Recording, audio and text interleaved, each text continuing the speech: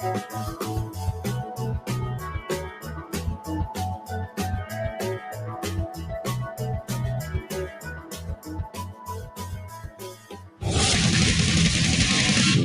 buddy. Put that thing back in its holster. We haven't gone anywhere. I don't understand. Check out the MichaelDukesShow.com for information on how to get access to the podcast. Welcome to the party, pal.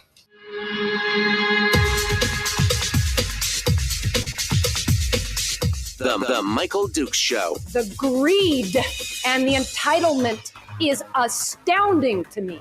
What more could you want from a low-budget radio program? This is a dumpster fire. That was just BS.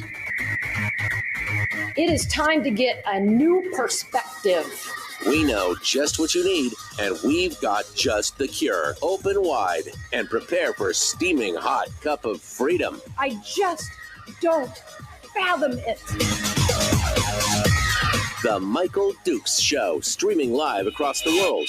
Oh, baby. Live around the world on the internet at MichaelDukesShow.com, where you'll find links to the podcast and the social media sites where we simulcast the radio show, the live stream, and more, all at MichaelDukesShow.com, and broadcasting live across the state of Alaska on this, your favorite radio station and or FM translator. Hello, my friends. Hello.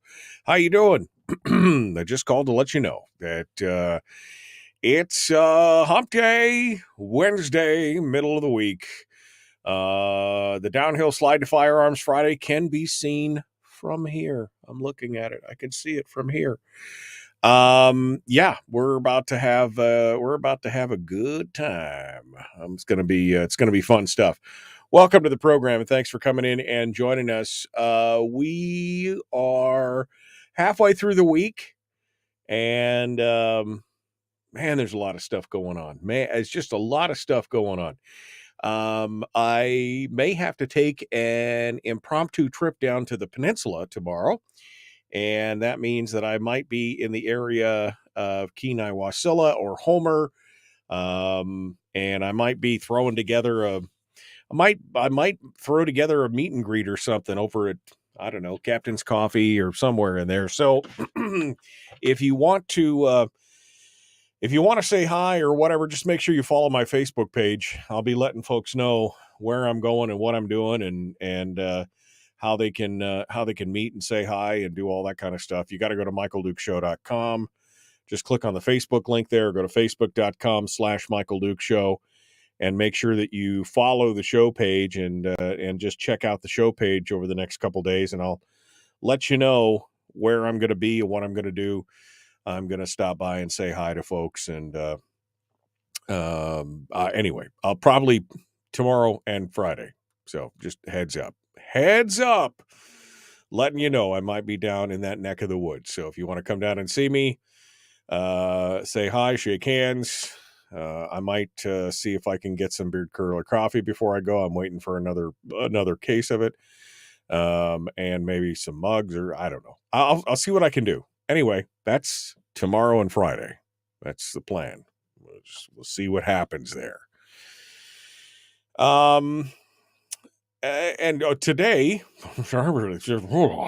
today is Wednesday. And that normally means that State Senator Mike Shower is joining us, which he is.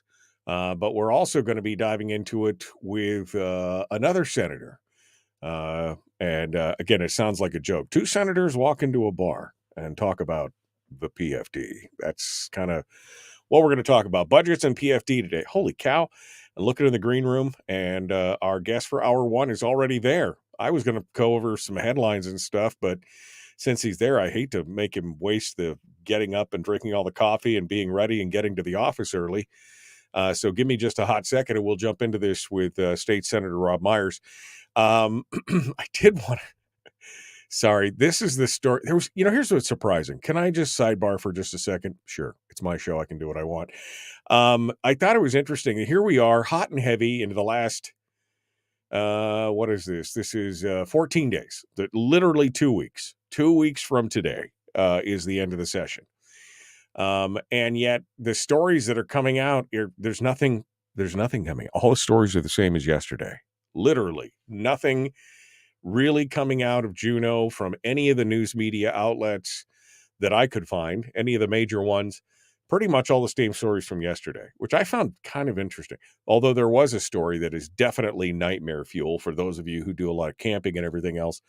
There was a story in the ADN about a woman who was cycling on a trip through Montana. She was on not motorcycling, she was bicycling, right? So she was a bicyclist who'd been traveling with a small group near Helena, and in a small town called Ovando. And she was literally pulled from her tent and killed by a grizzly bear. I mean, this is nightmare fuel. I mean, that's just something you don't want to. No. I mean, Alaska will kill you, but apparently so will Montana. And they're out there hunting a bear right now. They're trying to find it. Although I did find that the attitude of the other cyclists was a little blasé and a little laissez-faire. One of the other bicyclists from the group was like, well, I think we're going to be okay to go north. We carry bear spray and keep our food in a bear-proof bag. Bears are always a threat, but as long as we take precautions, we're not too worried. I think we're more likely to be hit by a car than attacked by a bear, except by the fact that somebody was just ripped out of their tent and killed. I'm just like, okay, you guys are traveling through the U.S. I think I would still have a gun. I mean, I think because you're traveling through mostly Western states that are, pretty okay. I think I would still have a gun. I'm just saying, you're traveling out in the woods, you're camping. Bear spray is great. I mean, it's a nice peppery finish for these bears. They get a chance to, they think of it as, seasoning. I don't know. There's just kind of the attitude of, no, don't worry. We keep bear spray. We keep our food in bear-proof bags. Yeah, I mean, but what about you? You're not in a bear-proof bag. You're just in a sleeping bag. The bear apparently knows how to get in. Anyway, I read the story and I was just like, nobody wants to face a grizzly in the woods like that. That's just nasty. Yeah, people in sleeping bags equals bear soft tacos. That's what it's all about. All right. It is I guess it's time. Let's just jump. Like I said, I was going to talk about some other stories that really had nothing to do with anything, but instead, our guest has ready to jump in and wow. I mean, he's so Johnny on the spot. How could you be so early, my friend? State Senator Robb Myers joins us this morning. Hello, sir. How are you? Oh, morning, Michael. Oy vey, you taskmaster, you. I am an evil man.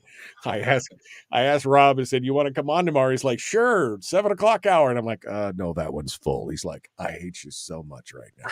I hate you so making me get up early. And I told him exactly how I felt when those alarm clocks go off at 4:30 or 4:45 in the morning. Well, my friend, here we are, 2 weeks left of the session. Mm-hmm. And we just went through one of the major votes that we were kind of waiting for. We've been waiting for kind of all session. We knew how this was going to go down. This is not like it's surprising. Although I will say there was some interesting discussion, and I don't know how much of it was just kabuki theater and how much of it was, vote wrangling and some other things. But I noticed a couple things, and Brad Keithley mentioned it yesterday, and I went back and watched it after he mentioned it. There were some surprising allies on your side of the, hey, we should just do a 50-50 thing, including, people like Forrest Dunbar, who made a pretty impassioned speech on the floor about protecting his people and doing, hey, I credit where credit's due. And then some other things like, I heard it from a source in the legislature, and I don't know if you want to confirm or deny this, but I do want to know. I noticed that Scott Kawasaki was recused or excused. Was there any reason given for that? Because I understand from some other sources that he was actually in the building. Was there any reason given for his excused absence, or was this what are your thoughts? I don't know the reason. He had excused himself the week prior which is not out of the ordinary. You have to do that. Otherwise they can send the troopers after you. So no, we get up, we excuse ourselves on a, fairly regular basis.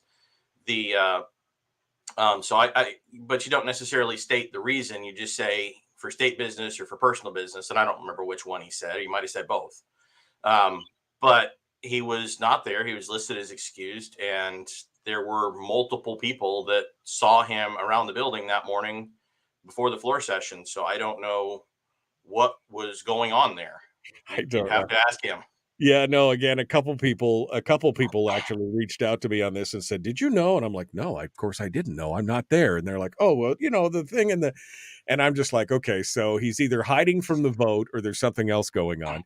He didn't want to go on record as showing that he was okay with 75-25. But again, some surprising benefactors, people like Forrest Dunbar, who, again, I have to take some of that stuff with a grain of salt. And I mean, you've now been in the political arena long enough to know that just because somebody comes to your side doesn't mean that they're on your side, because this could be an instance of where he's already been like, I've counted heads and I can see that this is going to fail anyway. So now I could stand up and be a stalwart for something and say, look, I voted for your PFD, even though it failed and crashed. Again, how much of this do you think is just kabuki theater? In Forrest's case, I don't think so, because he and I have had a couple of conversations about the PFD over the course of this session, and I really think he's a fairly strong believer in it. Honestly, he does come from a district that's relatively poor. He comes from kind of a poor background himself. He worked his way through college, and I mean, okay. Forrest Dunbar and I are going to come from opposite ends of the political spectrum on almost everything. But I'm remembering a piece of advice that I saw once from former Representative Bob Lynn. And he said, it is entirely possible for a piece of legislation to pass the House 38-2. And the two no votes are the most conservative member and the most liberal member. And they're both voting no for very opposite reasons. And I think there's some of this going on here. Does Forrest believe in the PFD because he recognizes the impact it has on lower and middle income families? Absolutely. But does Forrest want to protect the government spend as well? Absolutely. Right. So, he was not the surprising one to me. The surprising one to me actually was Matt Clayman. I expected him to be a yes vote on that. So you're right. There were some surprises there. Overall, I think the vote kind of went the way we expected it to. We expected it to pass, but we expected it to be fairly close. 12-7 by Senate standards is pretty close. So it was interesting. It was also interesting to watch what happened with the amendments. Shelley Hughes had one, I had three, and they were all struck down on caucus line votes. We thought that there was going to be maybe a little bit more of a split on one or two of those, and they weren't. So, that was interesting just to watch how they held together for the amendments. Well, they made a pretty big deal about how this was a binding caucus. Like, a binding caucus is not a bad thing. And then you see the split vote on the PFD, but the amendments were all along caucus lines. So even though some of the members said that they were against it, anything that eased up on it at all was immediately voted down on caucus lines. So it's kind of interesting to watch. And I think Bill in the chat room makes a comment that I think is very observant, I guess. He says, funny how they made begging for the 50-50 PFD the new normal. I mean, everybody who has been a full PFD person for years has finally come down to say, look, okay, fine. The Hammond 50-50 is as low as we'll go. Here is our compromise pitch. We'll go to the 50-50 PFD. And it seems like the left seems to be very good at this. They're like, oh, okay, great. You're willing to come off. So here's our 75-25. We know you compromise, but here's what we're pitching. Right. I don't think they recognize, how far I am moving to go to a 50-50. I mean, they try to contrast the 50-50 or the 75-25 with the statutory. And I'm sitting here going, no. You're missing the point. My point is not statutory and then the government can take some. My point is I don't want the government to take any to begin with. And, give me the statutory PFD and you don't get any. not give me the statutory PFD and you can have the rest of the draw. And I don't think that some of the people realize that. And so, I mean, there's no way I'm going past 50-50 because the way I look at it, going back to Hammond's principle, when he said 50% of the draw for the people, 50% of the draw for government, what that says to me, if you go past 50-50, it says government is more important than people. And I can't go there. That is not a principle I can believe in. Well, which I think is, again, this is the battle that we're now fighting. This is the battle that we're now fighting in the legislature. It's not R versus D. It's not Senate versus House. It's progressive versus conservative. The whole problem is this is big government, protecting the government spend at the expense of the private sector. Or private sector versus the government. That's really the divide these days in the legislature, right? I mean, overall, that's the real true divide. I mean, we've got some kind of marrying up to that in the House, but overall, it doesn't matter what party you belong to. Do you want to protect the government spend at all cost, or do you want to try and protect the private sector? That really is the divide these days, right? I think that's largely the case, and there's a couple of different variations on that. With Forrest Dunbar, you saw some of that. He is willing to protect his people, and wants to do that because he recognizes that, hey, the individual still has some agency here. This isn't just okay, sit down and do what your masters in Juneau tell you to do. Right. This is you're an individual. You still have some power in this situation, and as such, we should, you should still be handing out, the money should still be going out to people because we recognize that individuals have that agency and that power. But, again, primarily it is going to be about, do you believe in the individual, in the private sector, or do you believe in government as the master? And that's what I said at the very end of my speech on Monday afternoon was, I believe in government being a servant, not government being a master. This split turns government into the master. I can't do that. Senator Robb Myers, our guest. We're going to continue in a moment. The Michael Duke Show, common sense, liberty-based, free thinking radio.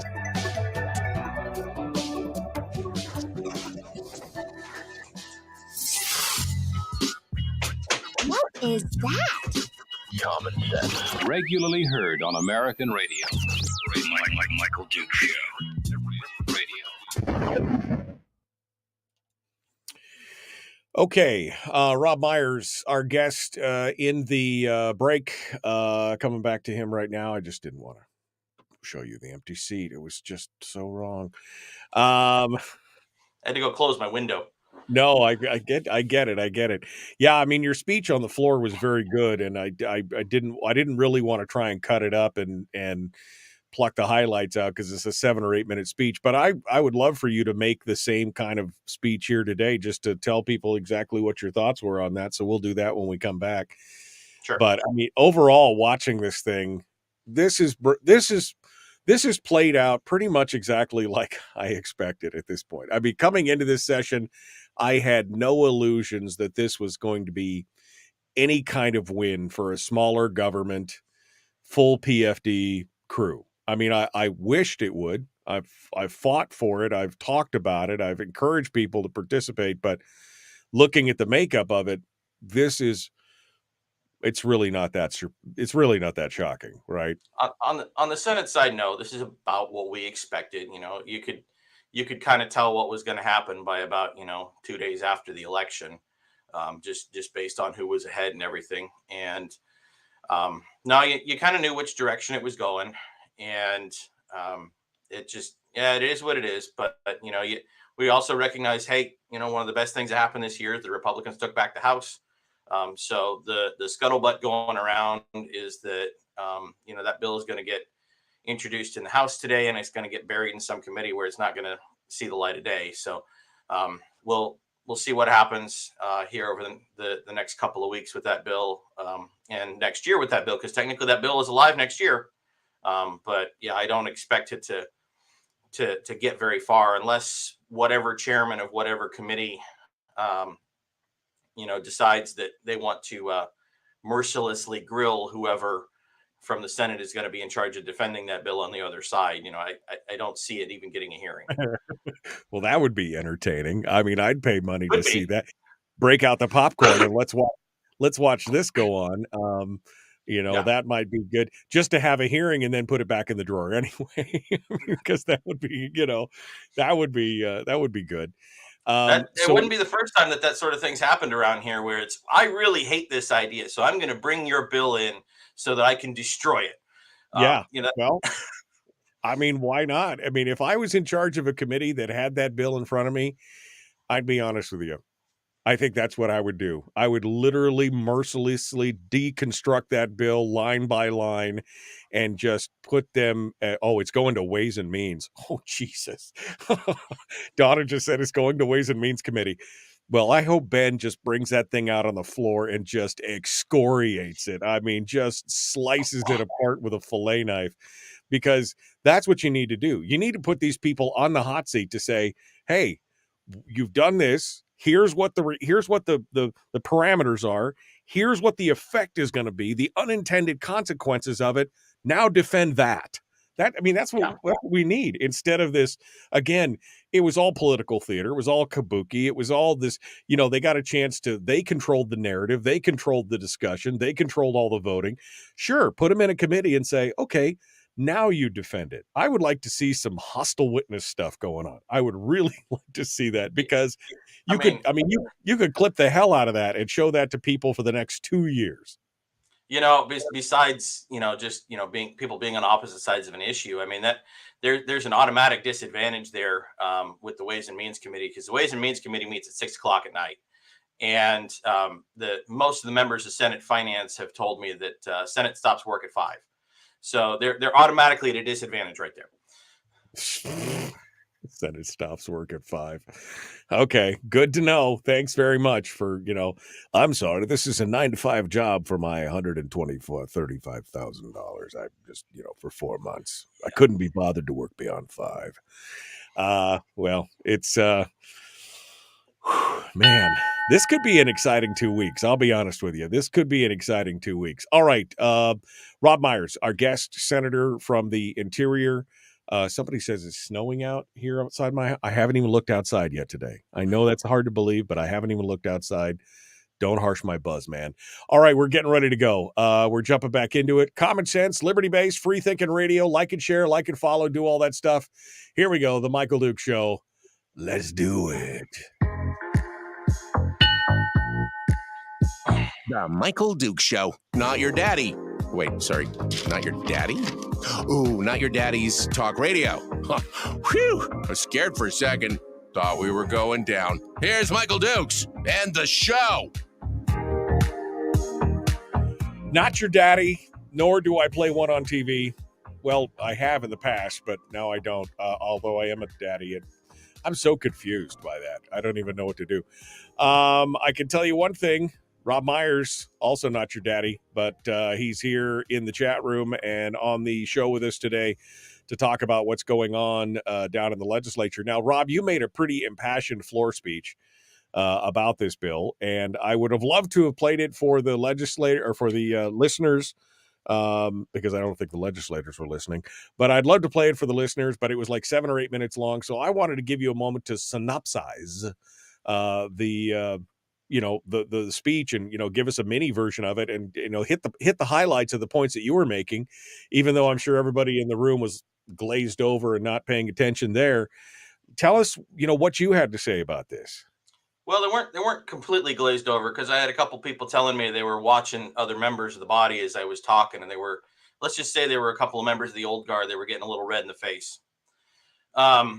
But kind of the most important part of it was right there at the beginning. What I stood up and said was, I watched most of the hearings on that PFD bill going through Senate Finance, and I was very disappointed because the hearings were so narrowly focused. They were basically focused on answering one question.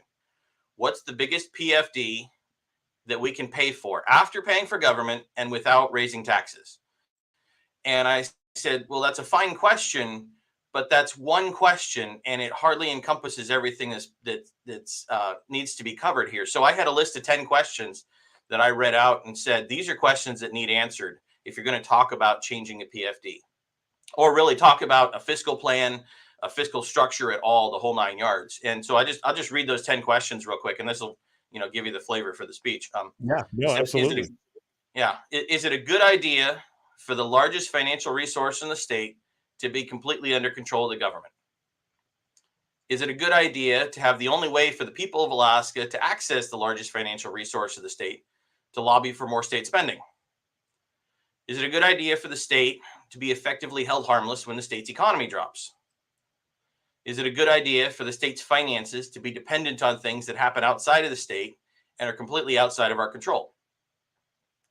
Since the rate of spending that the Senate is currently signaling, plus projected inflation, would lead to the dividend being completely gone by approximately 2028, what is the plan for paying for state spending at that point? From an economic perspective, what is the difference between taking over $1 billion out of the state's economy to pay for state spending via a PFD cut versus via a tax?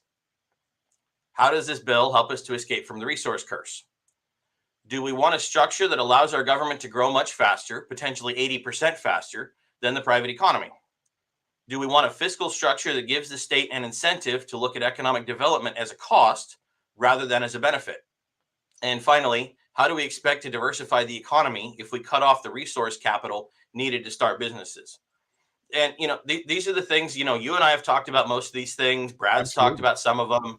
Yep. It's like, guys, we are a resource-based economy here.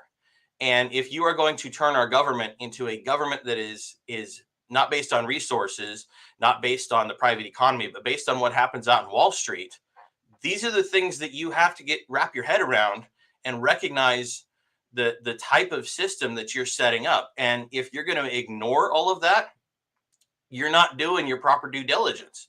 Get out there and ask these questions and do the job and actually look at not just what are you doing with the state's finances, but what are you doing to the state's economy, to the rest of us average Joes who are out here trying to make a living unconnected from state government. And this, of course, as you said, there were some red faces in there because these are the questions that they don't want to ask or they don't want to have answered, but they don't even want asked.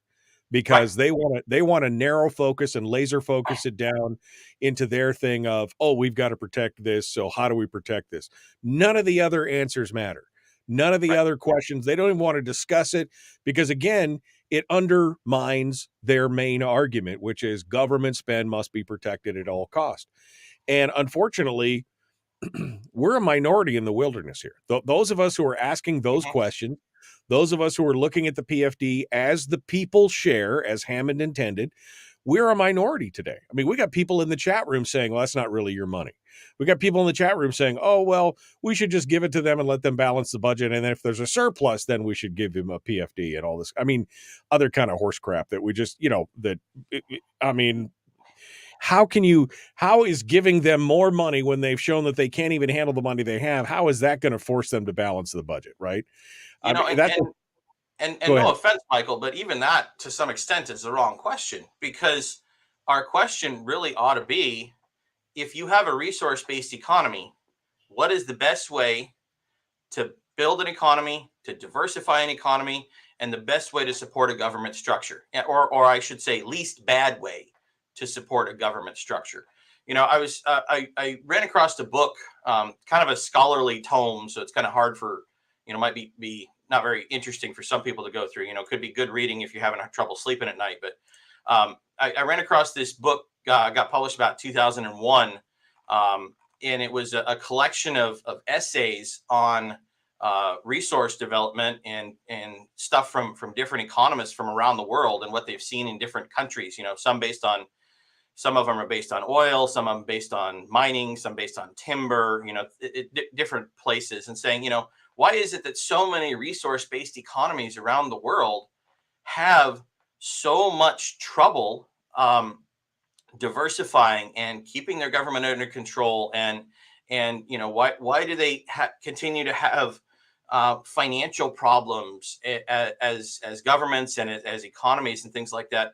And you read through this thing and you realize that they have so many pieces in common, from everywhere from Ghana in Africa over to Indonesia in Southeast Asia over to a couple of places in South America, like Bolivia or a couple places like that. And it's like, it's around the world. Even Scandinavia, they could point out some problems in Norway and Sweden compared to a couple of their neighbors. And, they said the problem is that in the vast majority of these countries, the resource wealth is owned by the government because the government owns the forest, or the government owns the subsurface rights, so they get the money from the oil, something like that. And all of that money tends to just completely distort the government. It tends to completely distort the economy, and it just ruins everything. I pulled out some quotes from it. One of them here, this is one of my favorite ones. It says, in resource abundant countries, the role of the government can easily become exclusively a provider of welfare goods, with the poor, indeed much of the populace, as beneficiaries. The government's role is then to extract resources from those involved in tapping natural resources and turning over what is extracted to the people, frequently through make-work jobs or inefficient development projects. The government becomes Santa Claus, dispensing its largesse to the people, who in consequence demand more and more. I mean, does that sound familiar at all? Wait, you're saying that they create a welfare state, that's what's going on, that that that the safety net is extended to them, and then on the other side of the scale, all the corporate cronies are building businesses to benefit off the largesse of the state? That sounds familiar. Wait, you mean the government takes all of the money and uses it to build its power base and make everybody dependent on them, so that we don't ever diversify the economy, and the government doesn't diversify its income streams? I mean, who would do that? That's crazy. I mean, I don't mean to be a broken record, but one of the most shocking stats that you've brought out on this program, and I think has been failed to be picked up on by no news media has discussed this. I mean, I know some of the reporters listen to the show occasionally or go back and watch the thing or podcast or whatever, but I have never seen a single a journalist or columnist or anybody in the mainstream media mention the fact that when you talk about this disconnect between the public economy and the private economy, the fact that the public economy, the government, can grow at an 80% increase over the private economy. That is such a staggering. I mean, I want people out there to just really stop what you're doing and listen to what we're saying here, because there is a disconnect in between the government and the people, this is unusual. Every other state in the nation has got some form of tax or something else where the people have kind of a skin in the game. They understand what's going on. They're directly affected by it. It ties the private economy to the public economy, so government can only grow based on what the public or the private economy is doing.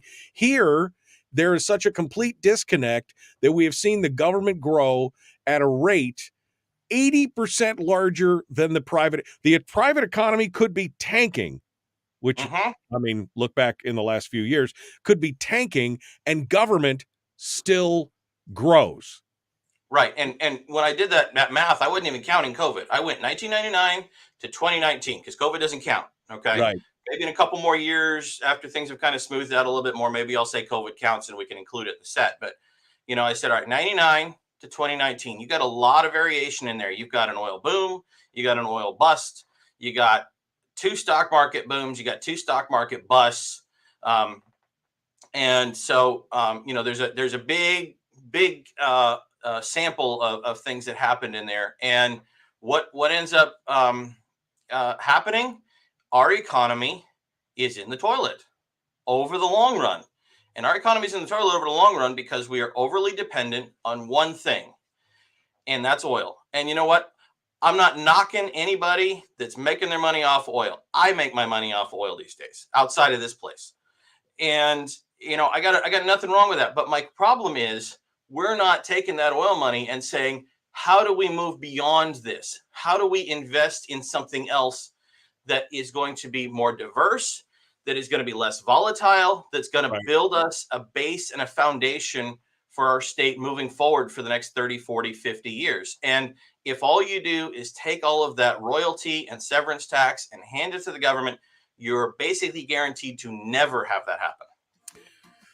It's such a huge deal, and it's being missed by pretty much everyone, unless you're listening to this show. And unfortunately, we're preaching to the choir here because the folks around us believe that. But the rest of the regular folks, they're what's on must see TV Thursday seems to be the top thing on their mind. And how do I get my next check from the state? We have created a welfare state in the state of Alaska. Robb Myers is our guest. We're going to continue with this. We're going to be back with more right after this. The Michael Duke Show, Common Sense Radio.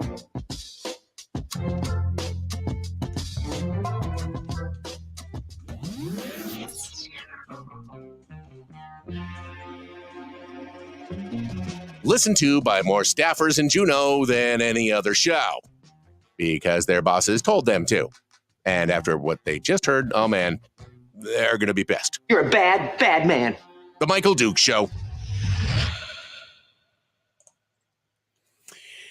In the break with Robb Myers, and we're continuing. I'm going to, I shouldn't engage, but I'm going to engage on this one just because. Harold says, Rob, and I'm going to comment on this. Harold says, you're kidding yourself. Alaska's getting about 1/15 of your oil. Let's just put a hypothetical on this and say, okay, Harold, we captured another $1.3 billion from the oil industry. And let's assume that doesn't hurt investment or anything else, and everything just continues on. And we just captured another $1.3 billion in revenue from the oil companies to get our fair share. What do you think is going to happen? You've just given them another $1.5 billion. Rob, based on what you're seeing right now, your experience down there, watching what's going on, the spending habits that have been happening in the legislature for the last 20 years, what do you think would happen if we got our fair share and got another 1.3, 1.4, 1.8, whatever the number is, $billion? Are we going to get our full PFD? Are we going to get what's going to happen? Nope. No, here's what's going to happen real quick is our spendings. If we pass, the oil tax bill or something else along those lines, it gets us more money out of the oil companies. And again, let's leave aside the possible effects on future investment and future production, things like that. What will happen is our government spending will spike. And when we finally fall off that fiscal cliff will be 2 or 3 times as tall. And, so by focusing on the oil like Harold does, he's forgetting that there's 2 questions involved here. Number one is, what's the best value that we can get for our oil? And as a general rule, I believe in that concept of we should sell our oil for the best price we can get it for. But the second question is, where should that money go after you sell that oil? And I'm going to tell you that giving that money to the government for our budget is the exact worst thing that you can do with it, because it is just going to exacerbate the problem. It's going to take a junkie and give him some crack cocaine. I mean, that's exactly it. Would you give an alcoholic a case of vodka and say, man, control yourself? Here, heal thyself. Here's a case of Tito's. That's exactly what it's about. I mean, without any kind of the other stuff going on, it makes no sense. It just makes no sense. It's so frustrating to watch. Yes, I mean, I agree. The problem is, again, we are so connected we are so disconnected from everything that's happening around us. This would never happen in a state like Texas. This would never happen in a state. Well, pick any state. I don't even care. California might be a stretch because they want to spend anyway. Pennsylvania is one of my favorite, actually. Yeah. Well, why was Pennsylvania? How would you do a comparative on Pennsylvania? So Pennsylvania is a fun one to look at. And I think you and I have talked about this one before. There was a study done a few years back that was not looking at oil. It was looking at natural gas, because Pennsylvania is, a long settled state. The vast majority of the land is in private hands. And it said, all right, well, what happens if, you have all of this natural gas development in an area where most of the land is in private hands? And then it compared it to the UK, where all of the subsurface rights are owned by the government. And it said, on a bang for your buck, for every dollar that you got out of the ground, you got double the economic bang for your buck in Pennsylvania that you did in the UK, because it's privately owned. So individuals take that, they spend it on businesses with their neighbors. They invest in their own businesses that are diversified from the oil industry, and the government turns around and takes it and spends it on its own stuff. And again, going back to that multiplier effect, the private multiplier is so much bigger than the public multiplier. You end up with double the bang for your buck with most of the money going into private hands compared to all the money going into the government hands. Which again, we've talked about that multiply, and it's so true here in Alaska, because that $1 billion that they're taking out of the private economy, even if it turned just 2 or 3 times, and we know that that multiplier is somewhere up in the 6, 7, 8 range, even if it turned 2 or 3 times compared to the private sector or the public sector, the government spend, which is 1 time. 1.1 or something. Donna's in the chat room. She'll tell me what the number is again, but it's right around 1 time. So you're talking about losing that multiplier effect in the private economy, growing the state economy. People would be a lot more willing to do a lot of this stuff if there was a way to, if it went to the private economy, they'd be much more willing to give that money to the government if there was a surplus. But when the economies are disconnected and the people are struggling and the government's like, you'll be fine, kid. Don't worry about it. We're going to spend over here. It's a crazy thing. Yeah, no, 100%. And we are handicapping ourselves because we're being blind to the difference between public behavior and private behavior. Yeah, absolutely. Robb Myers is our guest. We're all failures. That's what I've just gotten told. We're all failures. It's good to know. Good to know. All right. The Michael Duke Show continues. Common sense, liberty-based, free-thinking radio. Here we go. Robb Myers, our guest. Let's do it.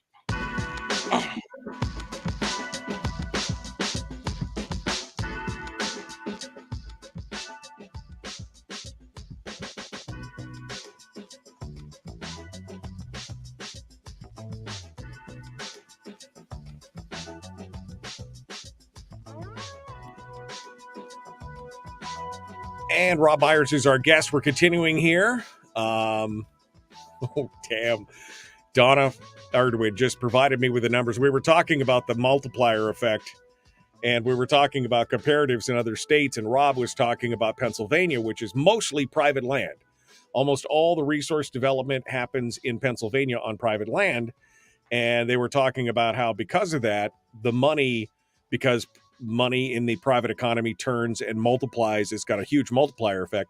And I said, well, that's what we're looking at the state of Alaska, because money that goes into the state and never passes through the hands of the private economy doesn't multiply. It's like a 1-to-1 thing. No, Donna says it's 0.7. The multiplier for money spent in government is 0.7 compared to the 6 or 7 times in the private economy. So if we had that $1 billion, Robb, from the PFD actually pass through the hands of the citizens first, even if the government captured it back down the road, that $1 billion would turn 6, 7 times. And in the hands of the government, you only get $700 million worth of return versus $1 billion. I mean, that's insane. It is. And it's just absolutely insane to think about. All right, this has to be the best way for us to build a government, to build an economy. And, it's going back to that book I was mentioning in the last segment, you get to the very end of that book. And so each of the chapters in that book either talks about a specific issue like education or economic development or something that gets distorted, or it's a case study on a particular country and how it's had problems compared to its neighbors and things like this. And you get to the very end of that book, and the last chapter is about summing it all up and giving us the solutions. And it's like the second to last page of the book. And it's coming from this British economist named Richard Audi. And he's looking at all this and he says, since many governments lack the capacity to handle the challenges of managing resource rents, one way to avoid relying on public sector spending would be to disperse the rents to private citizens, thereby decentralizing the decision-making process. Such a distribution system has the political appeal of allowing the citizens to make decisions about the appropriate balance between consumption and investment. This study has provided both theoretical and empirical evidence of the advantages of diffuse socioeconomic linkages, where the rents emanate from booming crop prices and farmers retain a larger share of the windfall. So one thing they were talking about was the difference between little point, what they call point economic linkages like oil, where all of the wealth is coming from a very small area, and diffuse economic linkages like farming, where your wealth is still being created as a natural resource to some extent, but it's a broad area. It's widely held. The ownership is spread out. And so it's basically saying here, if your government can't manage the challenges of handling all of that money and keeping its spending in check and actually being smart about economic development and things like this, and then probably the best thing to do is, instead of trying to have the government spend that money, the government should just take that money and hand it out to the people and let the people make their own best decisions. This was the argument that was on the floor, right? I mean, this is Shelley Hughes's comment back to Kathy Giesel. Kathy Giesel, like, we need all this money so that we can create these programs and fund it and feed these people. And Shelley's like, why don't you just give them their PFD and maybe they can feed themselves, right? I mean, that's the thing. This is the epitome of the politician's disease of, well, we know better than you how to spend that money. I mean, right? I mean, that's really what it is. No, that's it. And, over the last 50 years in Alaska, we have ample evidence that that is not the case. And yet, what are we doing? We are preventing the money from going out to individuals to make their own decisions, and keeping the money within the hands of the government so that we can continue to make poor decisions ourselves, because economic pressures and political pressures are not the same thing. And, we here in Juneau make decisions on a 1 year or 2 year or 4 year cycle. You get your 1 year budget cycle, you got a 2 or a 4 year election cycle. Whereas people out in the rest of the world, make things on a 5 or 10 or 20 or 30 year decision cycle. So that I firmly believe that by and large, the people as a whole are going to make better long-term decisions compared to the politicians.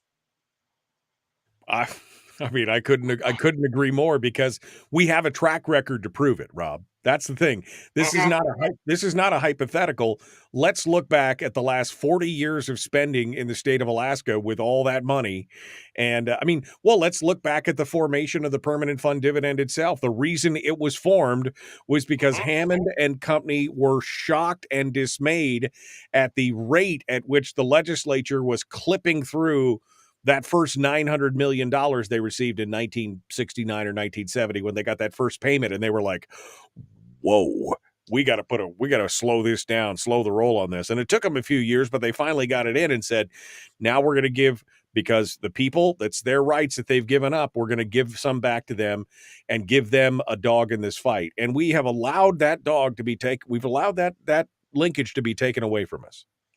We have. And, the permanent fund was, better than doing nothing. But even the permanent fund, to some extent, was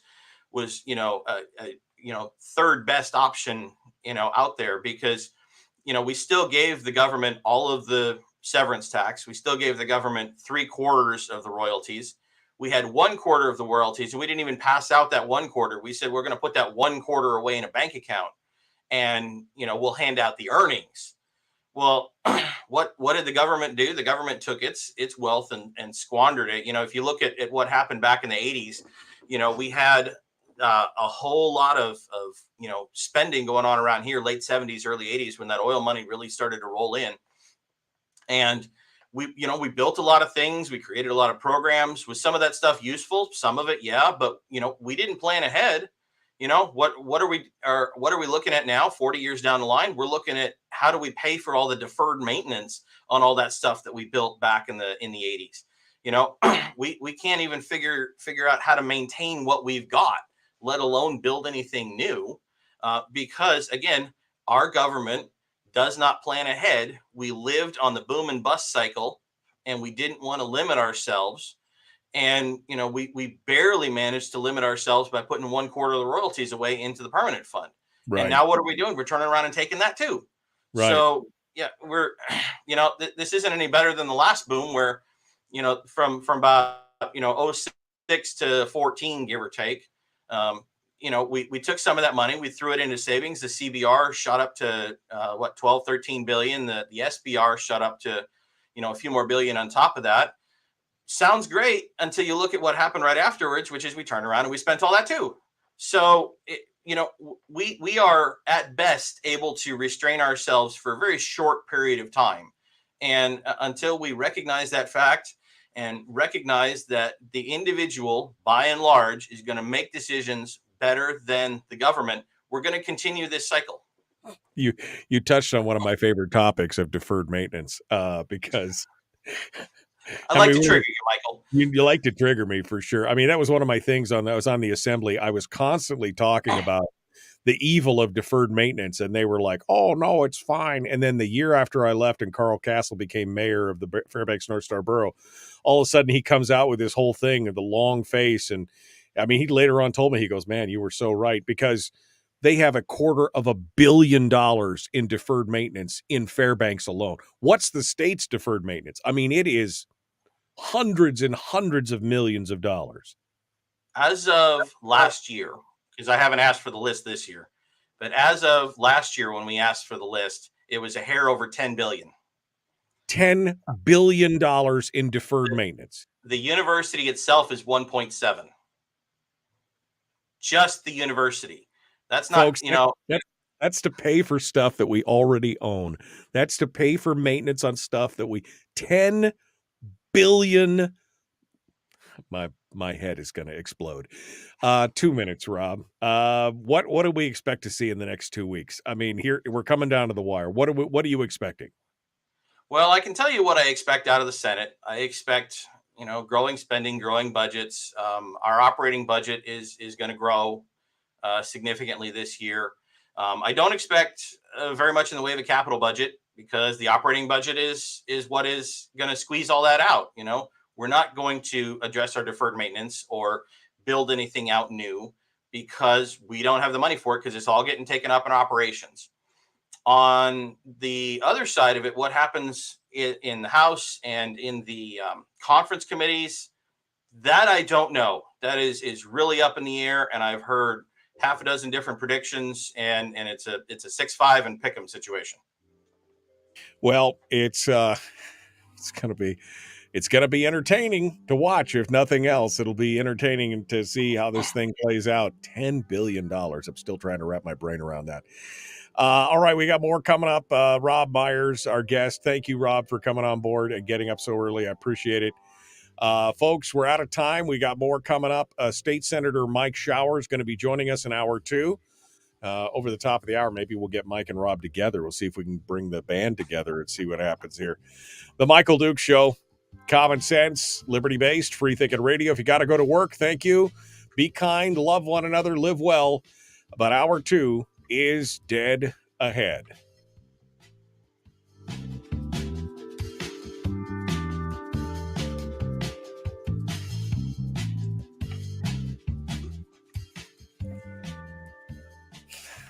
Okay, so let's revisit my favorite topic for just a second. Rob just knows. He knows the second he says deferred maintenance.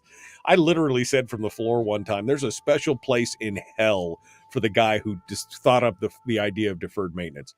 And for those of you who don't know what deferred maintenance is, it's literally, we have hard assets. We've got buildings, we got infrastructure, and we have a schedule that we have to, that we must pay to maintain them, paint them, put roofs on, do all this kind of stuff, maintenance on the buildings. And the idea of deferred maintenance is some joker thought up something down the road and said, oh, we've got $100,000 that we are supposed to spend on these buildings to keep them up. Money's, we built these buildings with taxpayer dollars, and we should. So what we're going to do is we're going to take this $100,000 and we're going to spend it on some other program, and we'll just defer the maintenance on it. It'll be fine. We'll take care of that down the road. We'll do that next year, but we'll take the money that was supposed to go to these buildings and we'll spend it on some program.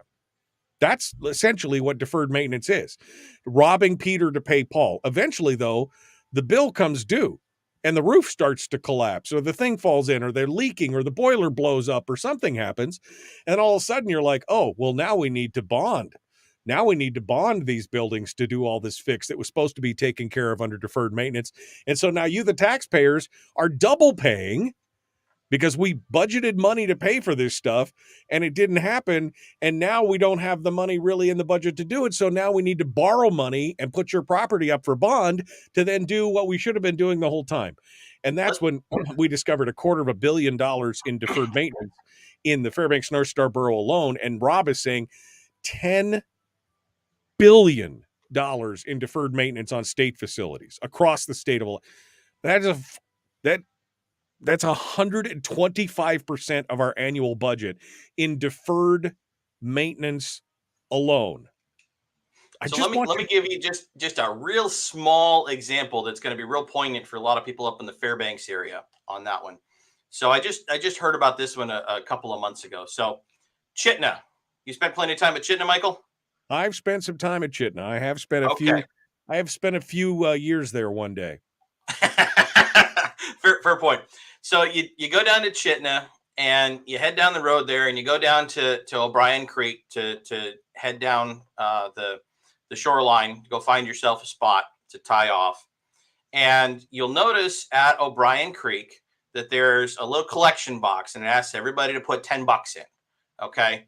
And that's supposed to be collected and put in a little fund for maintenance of the road there at O'Brien Creek. I don't know if you want to call it a road or a trail. It's basically one pickup wide. And it's supposed to be set aside so that they can maintain that little road. And that's kind of a deal that got worked out, I don't know, a couple of decades ago, a while back. Well, I can't remember if it was 2020 or 2021, somebody at DOT found that fund and decided to raid it. And it wasn't a whole lot in there. It was like a little under $1 million or something. They pulled that money out and they used it for some other project. So what happens at the end of last year, there was a rock slide on that road and pretty close to the front end of it. So you're not getting your vehicle very far down that road anymore until they fix it. So now DOT, who technically has jurisdiction over that in connection with DNR, is looking at that and going, well, shoot, we just spent all the money that we should have had laying around to help us fix this situation. And that's the kind of situation that we're in, Michael. We one more, just like you said, Rob and Peter to pay Paul. We are ignoring the future in order to pay for present needs. We're not planning ahead, and that's just one small example of it. And again, this is going on time after time after time after time. Billions of dollars in facility in disrepair because they decided to not do the maintenance on it and use the monies for the maintenance on other pet projects. And that is nobody's talking about a $10 billion deferred maintenance cost. Nobody's talking. Forget about the $10 billion that's owed to the CBR. Forget about it's just there. Forget about the $7 billion unfunded liability to the defined benefits program, the previous defined benefits program. Forget about all that. The unfunded liabilities in the state reaches into the $40-50 billion mark. And we're like, oh, no problem. We could spend money on anything. We're fine. We know exactly what we're doing. Mm-hmm. Yeah, exactly. And, and it's not just the dollar figure. The dollar figure is bad enough, but it's the fact that we have this structure that encourages us to do things like that. And we're not addressing the structure, which means that if we ever do climb out of that $10 billion hole, then most likely we're going to fall right back into it again as soon as we get flush with cash again. We're going to build a bunch of stuff that we can't afford to maintain down the road. We're going to rob Peter to pay Paul. And in another 20 years, we're going to be back in the same boat. Except that then we'll have a $20 billion deferred maintenance. Inflation, you got to account for that. Inflation and all that kind of stuff. It'll be, double at least. It'll be. This is why I want to smash my head against the wall sometimes. This right here. You did it to me again. All right. Well, Robb Myers. Happy to help. Hey, I know you're here just to keep us humble. That's what it's all about. Robb Myers, thank you, my friend, for getting up early. I appreciate it. Sharing your thoughts on this. Maybe next week or the week after, as we get close to the end, we'll talk a little bit more about this to see where we're actually going to land. I don't know what's going to happen, but I appreciate you coming on board. Thanks for being part of it today. You bet. Good to see you, Michael. We'll catch you later. All right. You too, my friend. Thanks for coming on board. Robb Myers, our guest here, The Michael Dukes Show. Common sense, liberty, free. We are up against it. So let's get to it. Waiting for Mike Shower to join us here. We'll be back with him here in just a moment.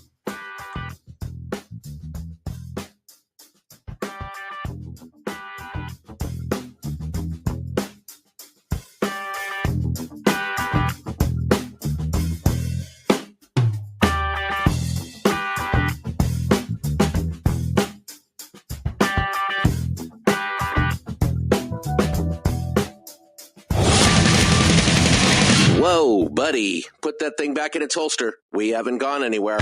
I don't understand. Check out the MichaelDukesShow.com for information on how to get access to the podcast. Welcome to the party, pal.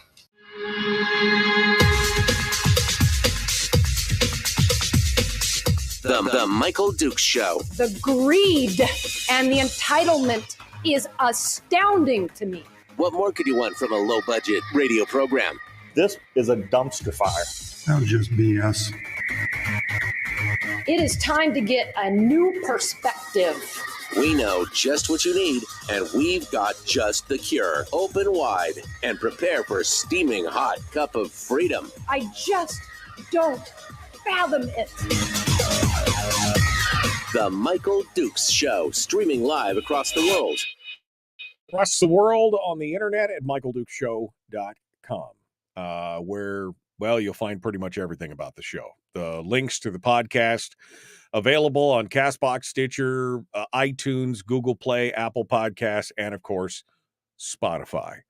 You'll also find links to our social media sites, Facebook, YouTube, and Twitch, where we simulcast the radio show via video. You can see the glorious beard every morning if you log on to Facebook, YouTube, or Twitch, and you'll find links to those, again, at michaeldukeshow.com. And, of course, finally, you'll find links to the audio-only stream where we stream the show every morning. You can also stream the show on the audio of the show, rather, on TuneIn Radio, if you want to do that as well. You can find us on TuneIn Radio. On an app. Well, it's all easy. And, of course, we are broadcasting across the state of Alaska on this, your favorite radio station, and or translator. So feel free to do all that stuff. And thank you to the stations and translators that are sharing the show across the state. This hour of the program, as always, brought to you by your friends over there at Satellite West. You can find them at satellitewest.com. where it doesn't matter from Naknek to Ninilchik, from Nenana to Nulato, wherever you are in the state of Alaska that begins with an N, you could stay connected. It doesn't have to be just N. It could be every letter of the alphabet. It doesn't matter where you are. They've got the connectivity to keep you going and to keep you connected, whether it's via emails or text messages or phone calls, or even if you just want to surf the internet.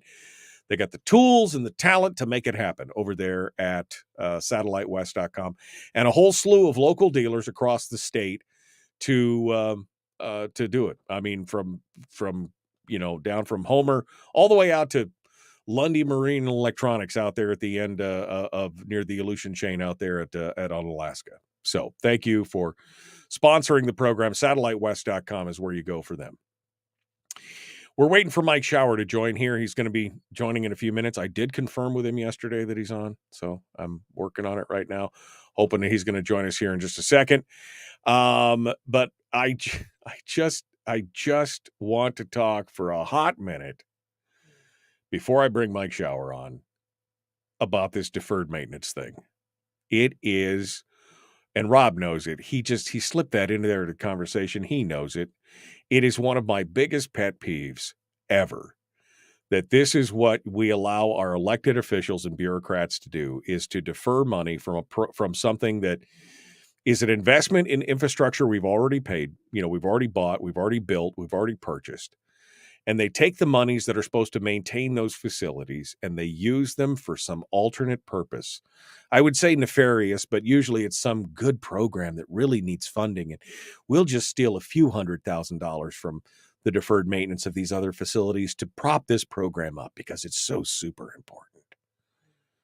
10 billion.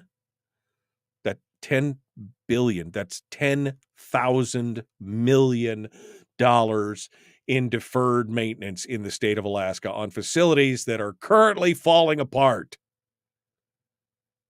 And we're acting like this is no big deal. That is, I don't even know what to say. I'm just so pissed about it. All right. I guess we're ready.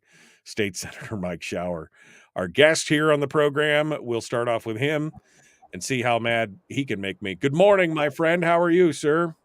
You're wrong. I don't know what you said, but you're wrong. I'm just wrong. I am just, well, that's not unusual, me being wrong. I'm sure that's it. Make you mad. I know. Well, I don't get mad when people say I'm wrong because some people are stupid. I mean, it's just what it is. I can't fix that problem for them. Ignorance is curable. Stupidity is forever. So what are you going to do about that, right? State Senator Mike Shower, Senate District O. He has the pleasure or the displeasure of being my state senator here in the state of Alaska. Hello, my friend. How's life in the big city? How's the war going? Well, down in Juneau? I know Rob kind of gave you a pretty good, preview of the battle, the battlefield, what it looks like, how it's been going. So I don't know. Well, I mean, obviously we're going to talk about it and add, my 2 cents to it, but you saw what happened. You talked about Senate Bill 107. We knew that was coming, and it's just another part and piece of it, Mike. I mean, Senate Bill 107.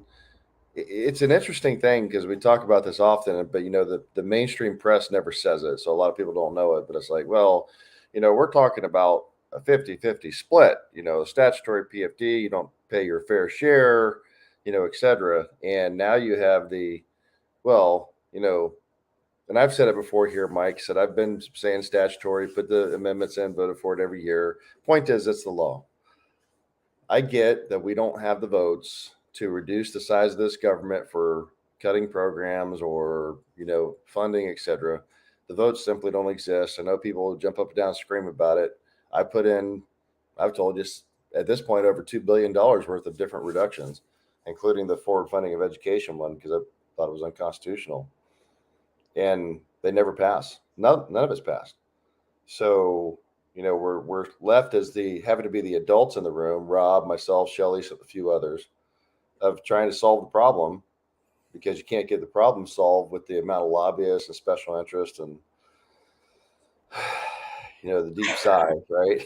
So, but then here's the next thing. It's like, well, we're going to pass this Senate Bill 107, which they just passed over 12-7 the other day, and one of the senators from Fairbanks was gone. I think he was around, but he was excused, so he didn't vote on it. So it ended up being basically 12-8, but really 12-7, and they passed it. People say, well, that's just what we're going to have to do. We can't have this supersized PFD. They always say that, right? Supersized PFD. Right.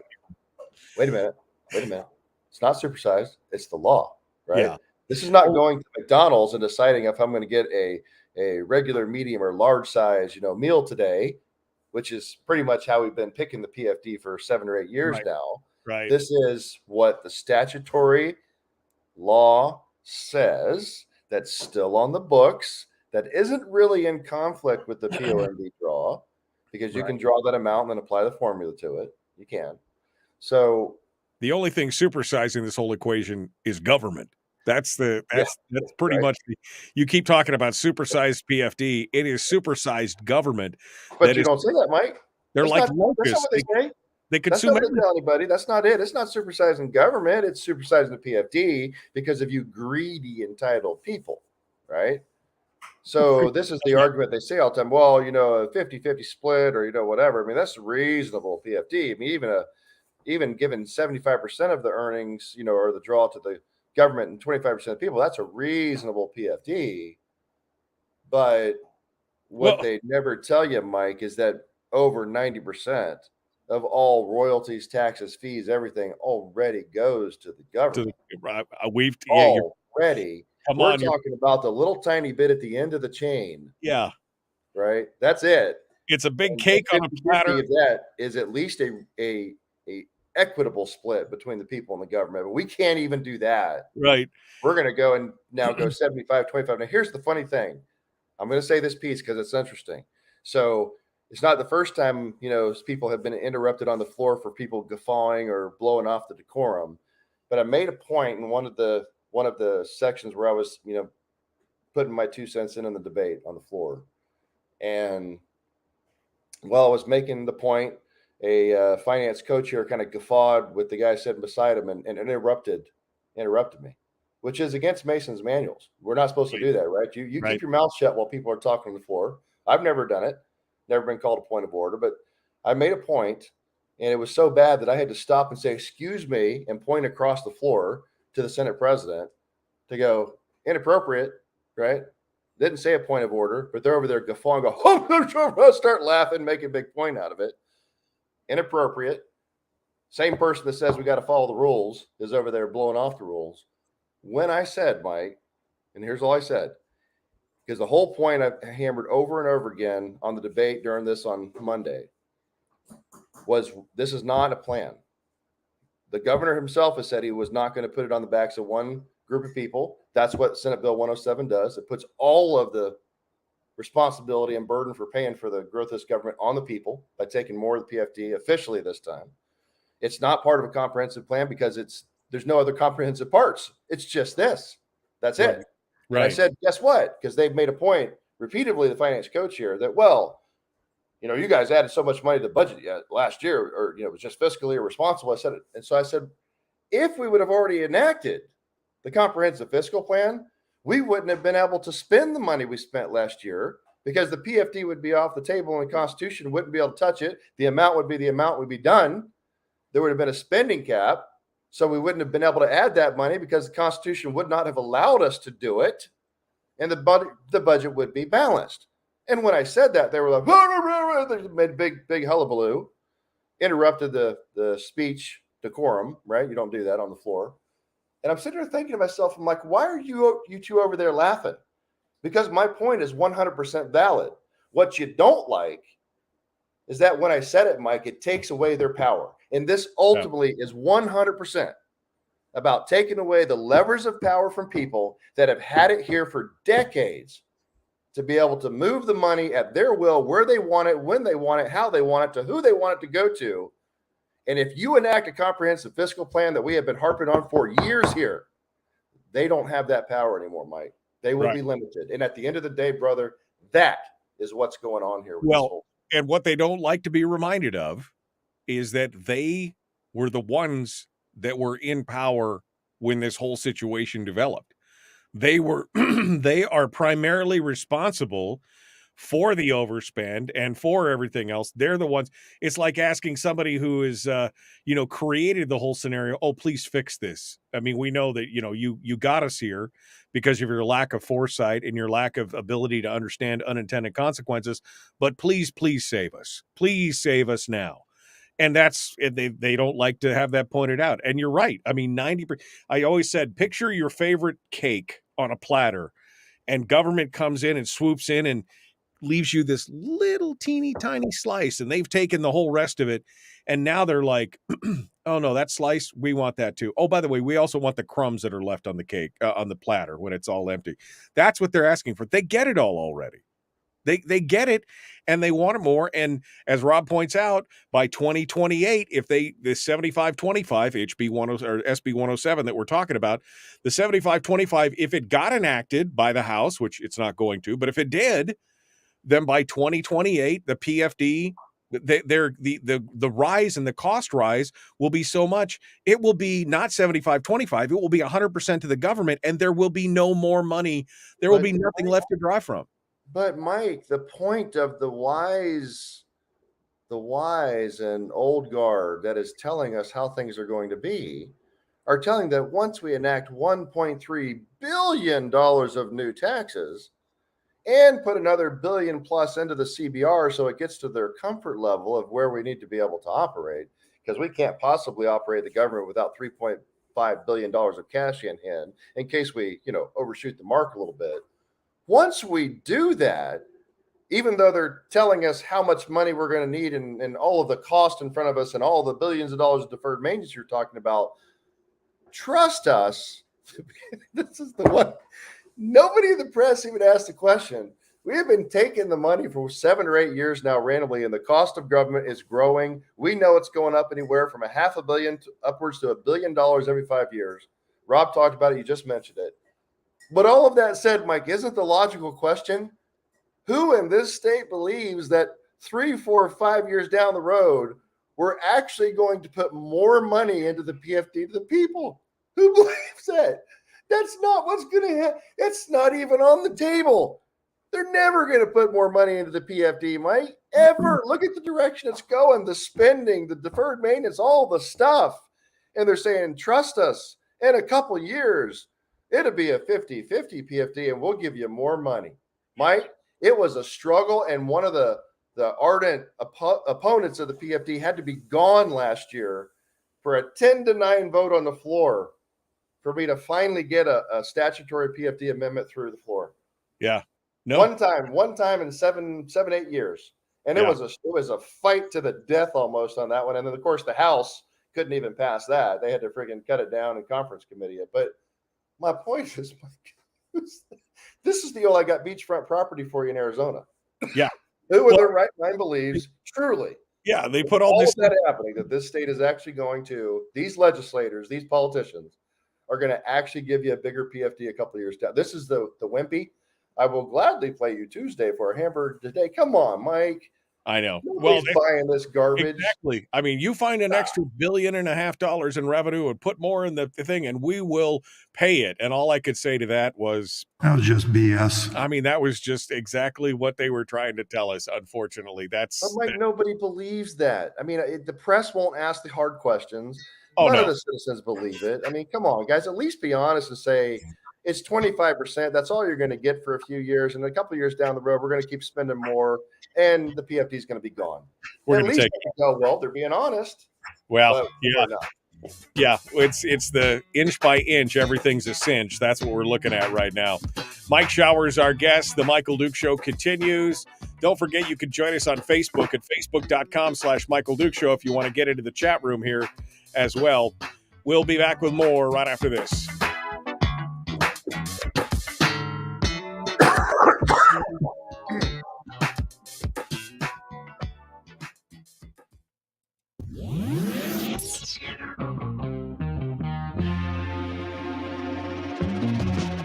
Running on 100% pure beard power. Oh, also some coffee.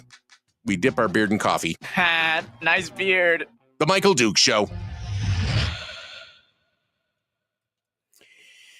Okay, we're in the break with Mike Shower here doing his thing. I mean, way to go, man. Way to really get me riled up this morning. Well, we were pretty riled up on Monday too, Mike. I mean, it wasn't. We knew how it was going to go. It's like going to a football game. You already know what the score is going to be. You got to make your points. You got to try to counter. Make a couple changes, but it's frustrating for us too, Mike, because I've told you, you know it. I don't like it, but and many of the people in your program don't like it. But we know that the direction we're going, we're not going to be able to hold on to statutory PFD. We simply don't have the political will to do it in this body. It doesn't exist. It's going to be a struggle to hold it at a 50-50 if we can do that, if the House will stay together and the governor, stays with us on board and the few of us in the Senate, because it's not aligned in the Senate, Mike. I mean, the interesting votes on this was not unanimous from that coalition. They're fractured. And that was an odd coalition. I mean, Dunbar, who I guarantee him and I are pretty opposite on a whole lot of positions, has said repeatedly he wants a statutory PFD. He voted against this bill on Monday. Wielechowski did. That's not a surprise.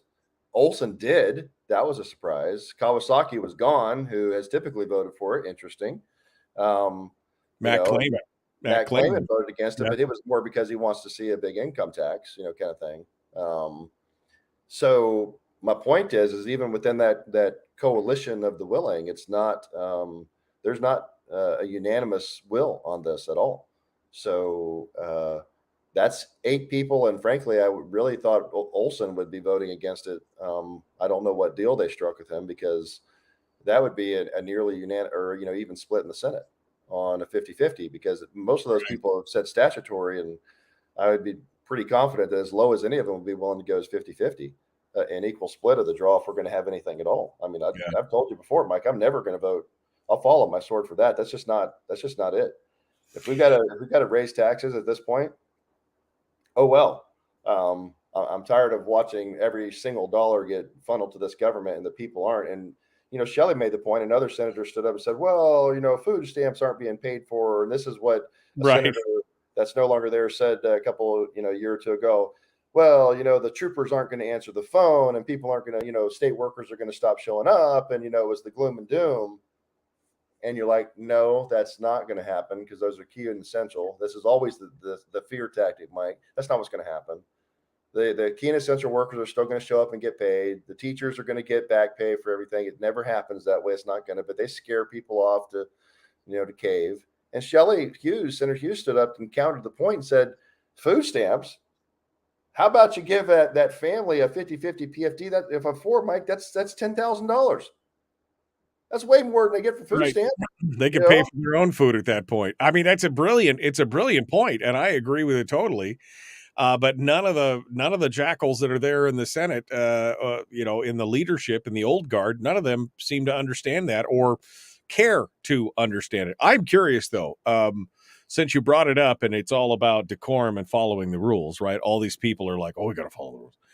What was the Senate president's reaction to the interruption of your speech? I mean, was it a call to order? Was it? I mean, was there any penalty or anything else? Is this just pick on Mike? There's never penalties for that, Mike. That's not how the Senate operates. Fair enough. I mean, look, I'll tell you this. I follow the decorum. I have never had a point of order called on me just sitting there listening. I keep my mouth shut. I pass notes back before I do whatever, but I follow the decorum, because I don't want somebody interrupting me while I speak. That's not appropriate, fair, or respectful. Even if I disagree 100% what they're saying, I still just sit there and stare at them, and I might roll my eyes or something, but I keep my mouth shut. That's the way it goes. This individual we're talking about does not. And the same individual that's always saying, we need to follow the rules, we need a Mason's manual, and I'm sitting there going, yep, but you don't do it. And then nobody calls you out, right? But the Senate president didn't notice it, right? Because and I'll be fair on this one, Mike, because the way it's supposed to work is we're supposed to talk to the Senate president. The Senate president's supposed to watch us. That's the decorum. You might look around, a little bit of this, but that's the way it's supposed to work. And I don't think he noticed it, because as soon as it happened, I kind of said, "Excuse me," very loud. I pointed over at the side, and he kind of like, what? And then they kind of, quieted down real quick, because, I kind of highlighted it. And all right, the other 2 minority members said something anyway. So hold on. All right. Okay. We're going to come back to it. The Michael Duke Show, common sense, liberty-based, free thinking radio.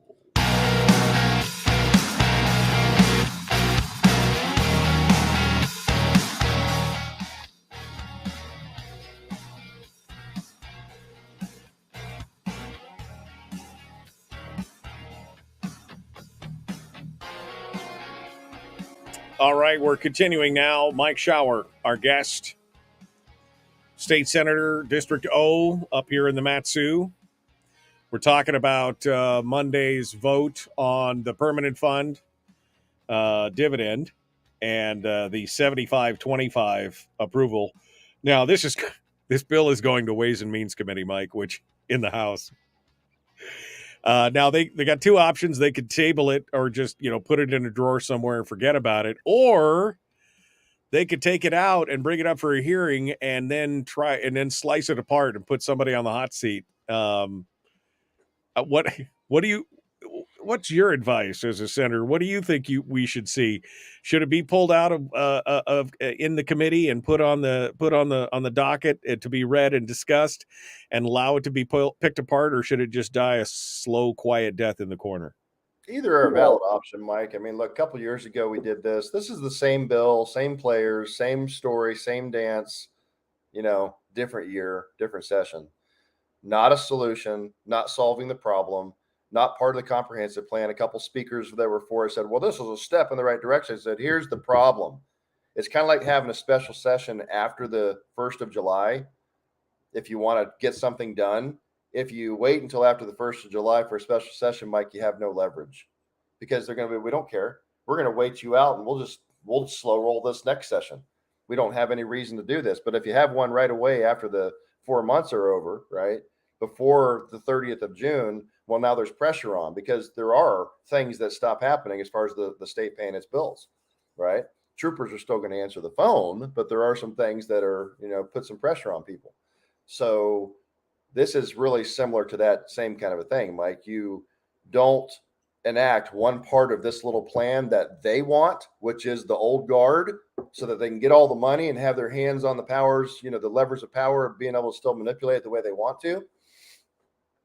And if you give them this, then you are going to have no leverage for the rest of the plan. Anybody that's saying, well, this is one step and, then trust me, we're going to work on, the spending cap. Right. That's never going to happen. One of the finance co-chairs has said it 100 times on the floor and the press and everybody else. We don't need a spending cap.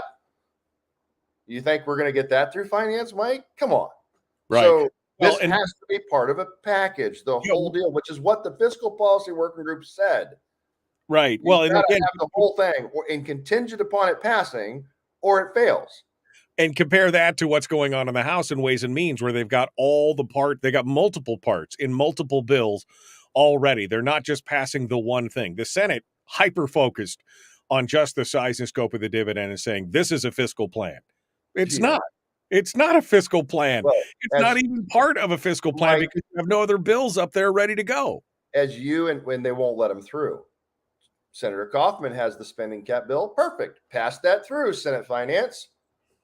There's there's a sales tax bill from the governor. There's right there in the Sunset Commission from Senator Hughes. Wow, Mike, there's pretty much the package in a nutshell. Put all 4 of those pieces on the table, send them to the House, and I'll go, now you're talking. Right. That's not what we did.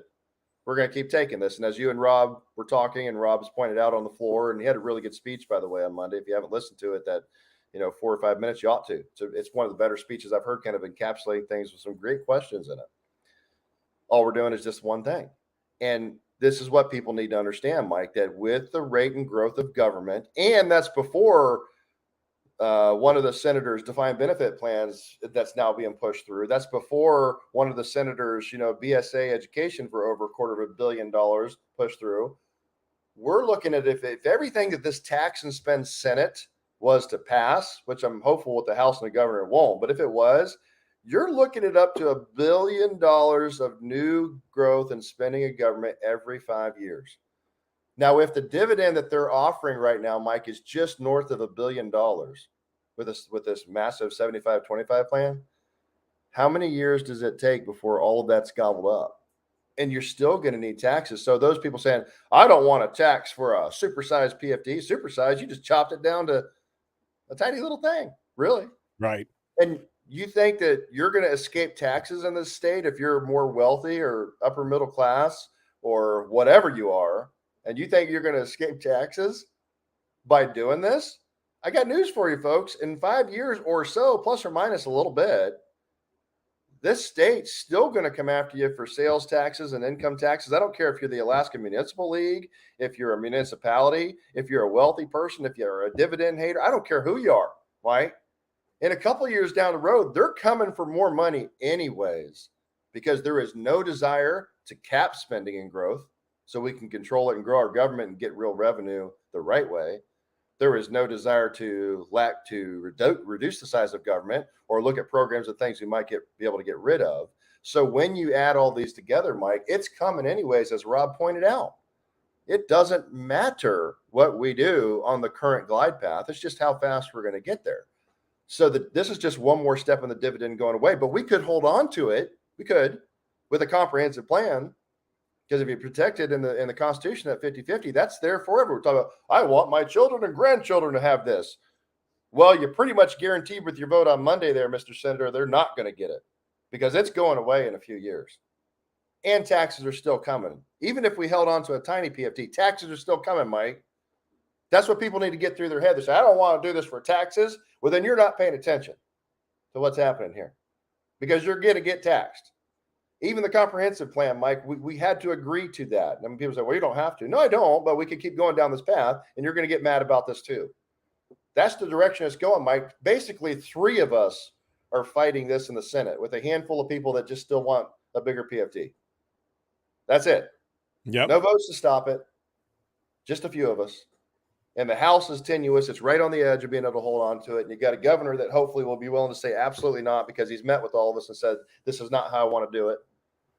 So we still have some hope of stopping this madness, this crazy train, as Ozzy Osbourne would say many decades ago.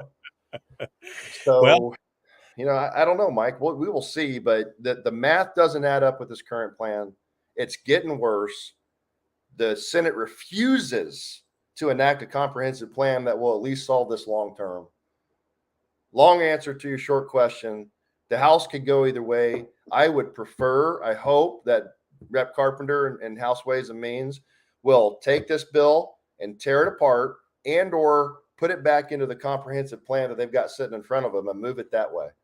And don't think for one second that those old wise birds in the Senate didn't put 25 in because they know it's a negotiating tool as well for something they want. That was that was going to actually be my next question. Is the same thing that I asked to Robb Myers. How interesting that you have a bunch of folks like you and Rob and others who are like full statutory PFD all the way, and then you're like, okay, well, this obviously it's not working, it's not being pushed, so we're willing to compromise and come down to the 50-50 Hammond plan. We're willing to come down to that, and the other side's like, oh, good. Well, so 75-25 it is then. Yeah, they're like, right. their negotiating tactic is 75-25 it is then. Good. Oh, you moved the ball? Good. We're going to go back and reset the battle line and start over again. Like, no, that's not negotiation, pal. That's not how it works. Yeah. Sorry. No, and that's what we're looking at right now. So how does this all shake out? I mean, here we are. You've got this bill coming through. We're 14 days away from 2 weeks from today. The legislative session is supposed to end. And I know you just heard angels sing in the background on that and all that. But where are we going to go? What's going to happen in the next 2 weeks? Give me your thoughts here in the next 3 minutes. I'm putting a timer on you. Okay. 3 minutes. Give me your thoughts on what's going to be coming down here. That's impossible. We can't do anything in 3 minutes. Impossible. It's impossible. Mike, I don't know. Look, first of all, as a shunned member of the Senate who, apparently can be interrupted while he's speaking because Mason's manual rules don't apply to the minority. Because remember, we're not a minority because we weren't recognized as one, even though there's members of this current majority coalition that have been in a minority, less than 5 people, and they've been recognized. So they had resources and were given some respect, and they had committees. I don't have any committees, Mike. Not only, like I said, did they run us over with the bus, they put it in reverse, ran over us again. They all got off the bus and they started jumping up and down on us. So there's 80,000 people in the state right now that are not represented in the Senate, hardly at all. All that Senator Hughes and I have is to speak on the floor, maybe show up for public testimony, as a member of the public. That's it. So they have done an incredibly effective job of muzzling and silencing 80,000 Alaskans, Mike. So Senator Hughes and I, and really Senator Myers as well, they gave him they put him on transportation, as kind of well, you're not a terrible guy, because remember Mike said they had to try to destroy Senator Hughes and I's reputation. Right. You're not one of the bad ones. We'll give you one committee. You're not bad enough yet, Senator Myers. We're going to give you one more chance to redeem yourself and do what we tell you to do and go along to get along. And then you can join the team. Right. But hey, look, Mike, we wouldn't join their binding caucus. I know it's a binding caucus. Some of them are trying to say it isn't. The only thing they don't have a binding rule on is they're free to vote on the dividend the way they want because they're keeping it separate. They're doing their thing with the dividend. That's it. They still have a binding vote on the budget. Senate president said it. Co-chairs have said it. I've had members personally tell me in the coalition that's what they have. I know they have it. So some of them are flat out lying about it, trying to cover their rear ends for next year's election, I guess. I don't know. So the reality, Mike, is I don't know. I'm going to sit back with a cup of coffee and watch, make comments where I can, because that's about all I got, and hope against hope that the House is going to stay together, hold the line, that the governor is going to do what he said he was going to do and not allow something like this by itself to come through and keep the the hope of a comprehensive fiscal plan alive, Mike, because the Senate is absolutely, positively, apparently not interested enough of them to make it happen. And anything we do push through has to go through the Senate. The Senate's controlled by 2 of the 3 finance co-chairs that don't seem to have any desire to have a comprehensive plan. So there you go. For one, that's the last legislature in a nutshell. For one reason only. This is the reason why they don't want a comprehensive plan. The greed and the entitlement is astounding to me. I just don't fathom it. That's the whole reasoning right there, I think. Well, some people do, Mike, but remember, it really is. I know I've said it, and I know you're making some fun there, but the reality is, Mike, this is about power. They don't want power taken out of their hands. 100% an exercise in the retention of power. That's what it's about. All right, we got more coming up. Mike Shower's our guest. The Michael Duke Show. Common sense, liberty-based, free-thinking radio. We return with more and Senator Shower right after this.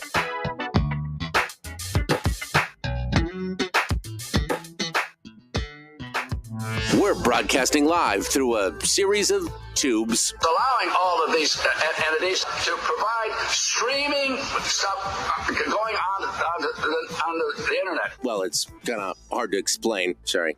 Streaming live every weekday morning on Facebook Live and MichaelDukesShow.com. State Senator Shower, our guest here on the program as we continue ahead. An exercise in power. That's it in a nutshell. That's the whole problem, is that these folks have remained in power. And, I should do a flow chart and a breakdown of the members of the Senate specifically who have been there for, and again, years. These people are not just part of the problem. They were the cause of the problem to begin with. And now they're just like, we'll just willfully blind. We'll just ignore it. We know that there's not enough money. We know that this is a lie, that there's 75-25 and that you'll get your 50-50 down the road in a few years is a lie, because they've done the math. They've seen it. They know what's going on. That's why they put it out of reach. That's why it started out at $700 billion in new revenues. And then Stedman jacked it up to 1.3. Oh, and then he put the caveat on that you had to put another billion or something in the CBR to do it. It makes it unattainable, Mike. It makes it unattainable. It's absolutely unattainable. And they know that. And they can read a spreadsheet like anybody else. They know that the money that they're taking now is going to run out in 3 or 4 years. They know that's happening. This is not surprising. They know it's coming. They just want to slow walk you to the gas chamber, to death row, or whatever analogy you want to use. They want to slow walk this one piece at a time. Oh, I know we said that 3 years ago, but you've got a short memory. So now we're going to have to take all of it because, it just didn't work out like you expected. We expected it. They say quietly. We expected it. We knew that it was going to be taking all of the PFD. And then we knew a couple of years after that, it's going to have to be a tax. I've been saying that for years. I've been saying that what their goal is to take all of the PFD and then you'll have a tax on top of it anyway, which is why we have talked about taxes. I'm not a fan, but I said if we had to have any tax, the flat tax is the best of the bunch, and that's what we should do. I don't want a tax. I think it's wrong. I think it's evil. I think we could stop it now, but nobody else has listened. And then they get mad at you for talking about a tax, even though you're saying it is coming whether you want it or not. But Mike, as well, I also have not just a responsibility, I have an obligation, a duty to balance the budget. I have to be the adult in the room, right? I'm like, in my household, I can't look at my wife and go, yeah, spend what you want. I'll just go out and make more, right? Or I'll take money from our neighbor and spend, don't worry, don't just spend whatever you want. It'll be fine. We'll figure it out. I don't have that authority, right?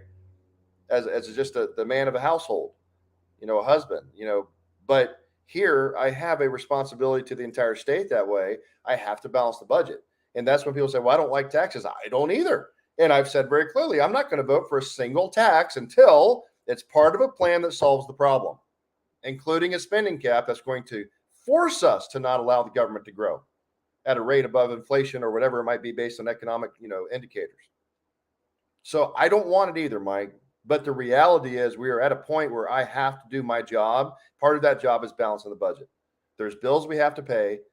and we've got to figure out how to do it. And I'm not going to do it unfairly. I'm not going to screw over the middle class and the poor again to do it by just taxing them, which is what this bill does.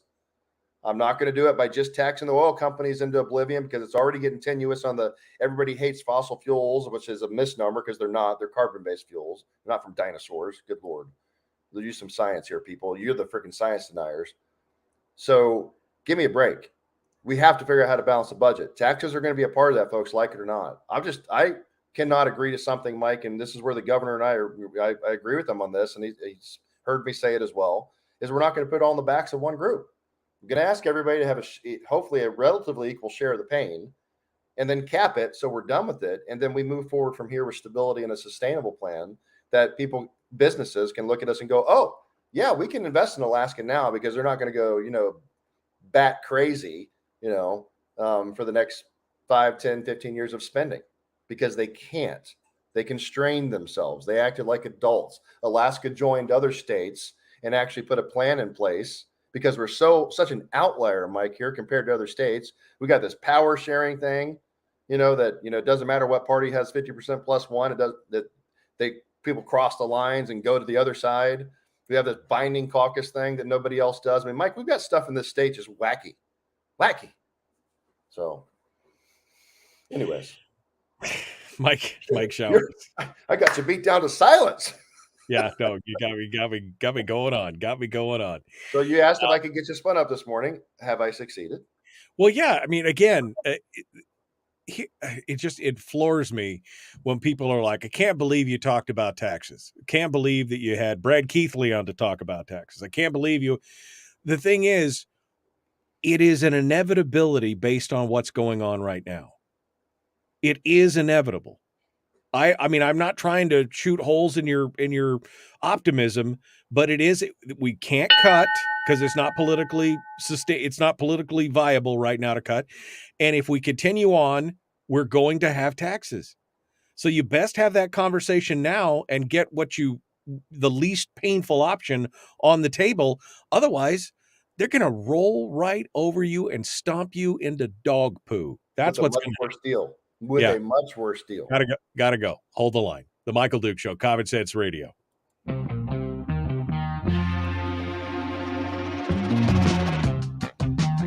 The Michael Duke Show. Seriously humorous with a pinch of intellect. Sorry. That is humorous. Here's Michael Dukes. One final segment. Pinch. Just a pinch. One final segment of the show here this morning. State Senator Mike Shower is our guest.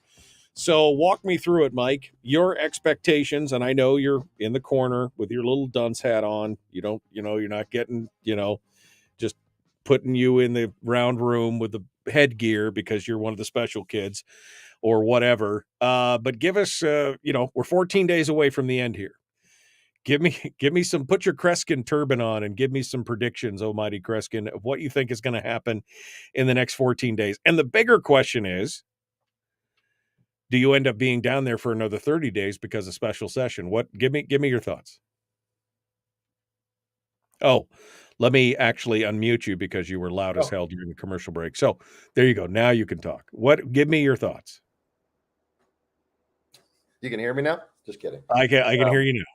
Mike, I'm sarcastic that way. I can't help myself. So, and I do have to say this is pretty funny. Michelle and I watched Fletch a couple of weeks ago. Just randomly picked some. Oh, look, Fletch, old movie. And she's always, like, where does that come from? Because I use movie quotes a lot. It's just one of those things, in the fighter pilot world. I know we used to talk almost exclusively in the language of movie quotes. And so I'll always say something like, unbelievable, Fletch. And she was like, what? So we watched the movie. She's like, that's where you get that from. I'm like, yep, it's pretty funny to watch like a 40-something-year-old movie. Oh, yeah. Back in the day. Oh, yeah. Classics. But the worst part is when you remember the movie quote and you have no idea which movie it came from. You've been using it for years and you're like, and then you'll watch it and you'll go, oh, that's where I got it from. That's where it came from. That's what we did when we watched Jerry Seinfeld all 9 seasons. It's like, oh my goodness, every episode you're like, there's another thing everybody says. And it came from that, from the Seinfeld series. Pretty funny. So I'm like, yada, yada, yada, things like that. It's like, not that there's anything wrong with that. It all came from that. Pretty funny. No soup for you. That's right. The soup Nazis. So you did ask if the Senate president acknowledged that, or what happened on the floor with the decorum. I want to mention it because I want to be fair where we should be, and I'll be critical where that's appropriate as well. But the Senate president, Senator Stevens, has been very fair, in my opinion, to the minority. He's met with us regularly. He's asked us how we're doing, what's going on, things that are happening. I had a conversation with him about that, and he apologized, not in the sense that it happened because people are going to do what they do, but he didn't notice it, and he was watching me. Like I said, that's the decorum. You look at the president, you pay attention to each other. That's the way it's supposed to work, and he does a good job with it. He does truly, I believe, respect the institution, and he said, we'll point it out, and we'll make sure that doesn't happen. He's like, that's not appropriate. So I give him kudos for that. There was no equivocating on it. I just want to be fair and very clear about that. I'm not. Nothing to do with the Senate president. I just asked him. I went and talked to him. I just asked him. I said, Gary, please, don't let that happen to us. That's not respectful for anybody, and I don't do that to anybody else. And so he's been really good about that. Just to be fair, I don't want that to come away like I was criticizing him, because I'm not. I just don't. I think, Mike, if the rules are going to apply, if we're going to apply Mason's manuals, and that applies to us all of the time, equally 100%. Or if it's only going to apply to a few of us, then it applies to none of us, right? It's kind of like the Second Amendment, those kind of arguments, like they all apply or none of them apply, right? That's how it works. So on to what's going to happen. The crux of the battle here, Mike, is going to be the House majority versus the Senate majority coalition, because it's not really a majority, it's a coalition, and which wills are going to win, right? The finance tables are interesting because you have, out of the 6 finance co-chairs, 6 of them, 5 of them are Bush and rural Alaska. Only 1 from the Matsu represents an urban area. So that's an interesting battle, which is why I said at the beginning of the session, I've already given up on the budget, because they're going to kind of get what they want, and they're going to have the conference committee controlled. Because guess what, Mike? And this is an important point. The Senate majority coalition, normally when you have a conference committee, whether that conference committee is over the budget, or if some election bill makes it to the floor, to both bodies, to the end game, you have that conference committee. We did it on Senate Bill 91, all kinds of things, right? For the crime repeal bill a few years ago, Shelley Hughes and I were on it. And so the majority in both bodies have 2 from each body, right? So 4 of the 6 in the conference committee are from the majorities in both bodies. And then the minority gets to pick one person and put it on there. Well, brother, I got news for you. This Senate majority coalition, especially with some of the personalities, are not going to give Senator Hughes, Myers, or myself, because they refuse to recognize us. And that's a vindictive move. It is. I mean, even the Senate president back, a couple months ago said, I don't know what to call this other than punitive, right? As far as how they're treating us. And so they're not going to put one of us on the conference committee, which means they 100% control the outcome from the Senate. There is no minority in their mind, Mike. There is no opposing voice. There's no other voice of the people. Like I said, Senator Hughes and I have been completely silenced anyways. So they're going to control the conference committee even further. You're going to have 2 of the finance co-chairs from the Senate. You're going to have 2 of the finance co-chairs from the House. The House is the minority. They're going to have a chance to put somebody on that. And then the Senate coalition is going to put in their own person for the 3rd one. So even if, Mike, there is, they put in the 1 representative on the House side from the urban areas, that's a Republican, they're going to get rolled like you read about. It's going to be a 5-1 at best on the conference. So what do you think is going to come out of the conference committee, Mike? It's already a foregone conclusion. That's why I said the fix is in. There's not even a question that they're going to have it lined up the way they want it. And if we go to a conference committee on an election bill, guess what? I'm not going to be put on it. Almost guaranteed it. Even if the senator that's running the bill on the Senate side, a Democrat, was to request it, they're probably not going to do it. They don't want to give me anything to run on that, especially because I've been the one pushing election stuff for 5 years running. They're not going to even let my name be on there to get credit. I mean, that's just the punitive, the vindictive nature of a couple personalities, Mike. That's the reality. I acknowledge that. So it's really going to be contingent upon the House coalition and how they decide, where they decide to plant the flag. And the governor. What they decide to say, this is where we're going to fight the battle on this hill, pick the hills, right? And then that is in combination with the conversations that I know the governor's having with those different coalition leaders, right, from the Senate majority, because there really isn't a minority, as we said, and not in reality and practice, and the people from the House majority and minority. So the conversations between that House coalition and the governor is what's going to matter to hold the line and what comes out as a final product. Whether they finish that in the next 2 weeks or so is anyone's guess, because depending on what the House decides to do with House Ways and Means and Ben and Donna and others, planting the flag and hold the line is important. Without them, this would be a crazy train, like I said, full throttle over the hill, or over the gap in the bridge. It'd be done. And then what's the governor going to do? Whatever comes out. Mike has said clearly that he is not going to pass or sign anything, which I could assume would also potentially mean a veto, that comes through that's just one part of the plan that doesn't have contingency. He might let, like, for example, a 50-50 come across if it was just by itself, if it had contingency language, right, that says this only goes into effect if we pass a constitutional spending cap, if, we do the other things. Like I said before, I think 2 weeks ago, and I apologize to you and your crowd, by the way, I didn't say that front. I was sick as a dog last week. I could not make it. I'm still, I don't know if you heard me coughing a couple of times. I'm still trying to, the end game of it, kick it, but something got me good. But the reality is that, Mike has said very clearly that he's not going to do that. He put the sales tax in, so people were giving him grief, but of course they don't tell the whole story. The reason Mike did that, because that's part of the comprehensive fiscal plan, right? So that's why he did it, because he put another piece of the puzzle onto the table for the negotiation. So, with our whopping 2 minutes left, Mike, I don't know what to tell you because I'm kind of out of steam on it. I mean, all Shelley, Rob, and I can do is put in our amendments, make our pitch, probably get rolled by the Senate, and then hope that the House and the governor are going to hold the line and come together with some negotiating stuff. Yeah. That's the only hope at this point, is that the House. There's no comprehensive fiscal plan. Not going to happen this year again, which means probably won't happen next year. Probably smaller PFD up to what level? Who knows? Special session. I don't know, Mike. If they get a budget passed in the next 2 weeks, then maybe we're out of here. But the governor's already talking about special session, so we'll see. So it's unknown, Mike. In the next week and a half, maybe by next Wednesday, we'll have a better chance of indication. But 2 weeks from now, we'll probably know, because that'll be Wednesday. Yeah. We'll do this in the morning before midnight that night when we're done. So we'll see. Yeah, we'll know exactly what's happening 2 weeks today. I don't know. I'm just sitting back and watching and enjoying the show, Mike, because that's about all they've given me a chance to do. So, yeah. Well, Mike Shower, I appreciate you coming on board, and I agree. I think, again, this is all in the hands of the House and the governor at this point. Will the governor allow some of these things to go through? Has he telegraphed enough to the leadership of both chambers to say, this is what I'm looking for, otherwise it gets the red pen? Will that change? How will that affect the conference committee? There's going to be a lot of questions here. And in the next 2 weeks, it'll be huckledybuck. We'll see what goes on with that.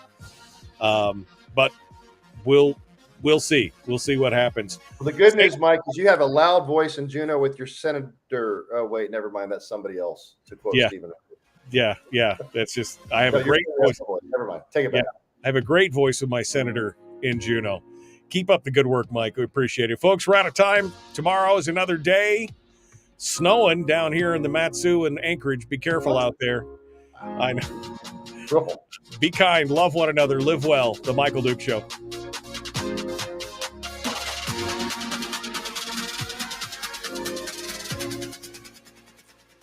Hey, but don't worry. At least the legislators make $135,000 a year. That's okay. That'll take care of it. Yeah, right. That's pretty good for 4 months of average work if you can get it. Pretty good job, huh? My God. Final thoughts. I know you said you're out of steam. I know that's never ever true. But what final thoughts here? I'll let you spin the bottle one more time here before we get off. Ramble for a few minutes, I guess.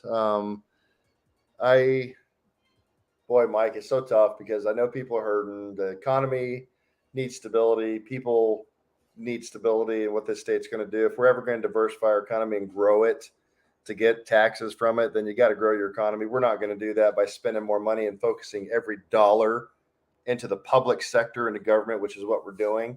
So we're not going in the right direction. If we don't put that comprehensive plan in place, businesses are continue to go, screw you guys in Alaska. We're not going to go there. I've said this many times on the program, so we're doing what's best for the public sector, Mike, in those unions. We're not doing what's best for Alaskans in general in the state, because long-term we need stability. We are on a path to turn this state into a big national park with no resource development and entirely dependent mostly upon, the federal government for money and do what we're told, right? Because if we want to tell the feds to pound sand, we're not going to play your stupid red flag gun laws. We're not going to play your stupid social justice garbage things that are coming through now with all these different things. What do the feds do? Oh, we're just going to withhold money. Okay, fine. And we end up doing it, Mike. If we're not strong enough to hold the line on our own, we are at the will of being whipped around by the federal government. And yeah, we're essentially a territory of them. I mean, look at the moving goalpost on air quality that's affecting most of Fairbanks and eventually is going to affect the Mat-Su as well. Look at those things. I mean, it's already been happening over in the Butte on the west side or East Palmer, Mike. It's been a battle for a couple of years running. Yeah. This is coming across the board. We're going to be told what to do. And we're headed towards digital currency now where they could just turn you on and off at the whim of a hat. No more cash. I mean, it's just the direction we're going. I can tell you this, brother, the hairs in the back of my neck are standing up, and it is, to say it this way, I have concerns. I am concerned is what you need to say. I am as well, watching the way everything's going. And of course, we haven't even talked about bigger issues like world reserve currency changes and other things. It's a problem. And unless we get our house in order, I mean, if something goes wrong at the national level, we as a state should at least have our house in order so that we can hold it together. That is the point, Mike. That's the point I've been driving at for years. Alaska needs to be strong enough to stand on its own, regardless of what happens at the national or international level, to weather the storm. And if we do not get our act together, it may already be too late if we have more stuff. I just read a threat briefing assessment of what's potentially going to happen this summer with riots and stuff, the entire social side of things, Islamic jihad, the communist ties from China into like BLM, Antifa, and others, how that may go. That's just one more step, right, of things of trying to redirect the ship because they'll do it. So, Mike, I'm telling you right now, that's the point. You just made it, is that all of this is to be stable and strong so we can weather the storm on our own. And that starts so reliant. We can't right now. And like I've said the whole time, this starts at the bottom up. Get your family stable, get your community stable, get your city, your borough stable, get your state stable. So then no matter what happens on the national or international stage, like you said, we can stand strong, we could stand alone, we could pull together. It's got to happen because otherwise, we'll be hurting for certain. That's and the last, very quickly, Mike. Look, when all the riots were happening everywhere else, Alaska was stable. We didn't have all that garbage. Alaskans are generally pretty good people. We're a little different in the lower 48. We don't put up with that crap. But the problem is that we're vulnerable because we don't have our own logistics, right? We can't sustain ourselves with food and fuel and other things. So that's the danger, is because then we're whipsawed by what happens down there. Right. And that's the point. If we can sustain ourselves and be strong economically, food security, etc., defense, well, then we can sit back and weather the storm. Go, yeah, you guys riot, destroy yourselves, burn your cities to the ground. We're good up here. Right. But we can't because we are dependent upon what they do, and we are not moving down the path nearly fast enough, if at all, to get self-sustainability so we don't have to do that. And Robb Myers nutshells it right there. He said, half our state budgets comes from the feds. What happens to us when they default? I think that, folks, if you don't think that could be coming in the future, you are not a student of history. Because they use it as a weapon, Mike, because they twist our arm and make us do things we don't want to. Yeah. Because they withhold funding. It's how they do it. It's always the hook. It's always the hook. Look at all this free money. Don't pay attention to the hook that's in the middle of it. Mike Shower, State Senator, District O. Thank you, my friend. I appreciate it. Until next time. It's good to see you. All right, folks. We got more coming up tomorrow. The Michael Duke Show. Common sense, liberty-based, free radio. Be kind. Love one another. Say hi to your neighbors. Get your own house in order. That's all I can say right now. Get your own house in order. We'll see you tomorrow. Have a great day.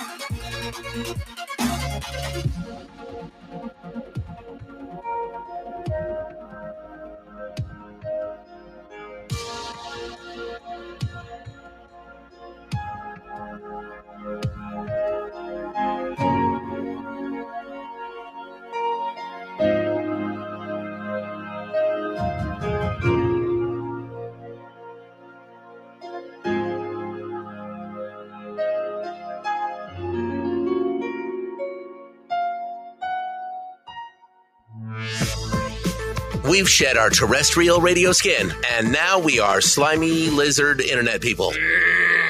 It's the Michael Duke Show.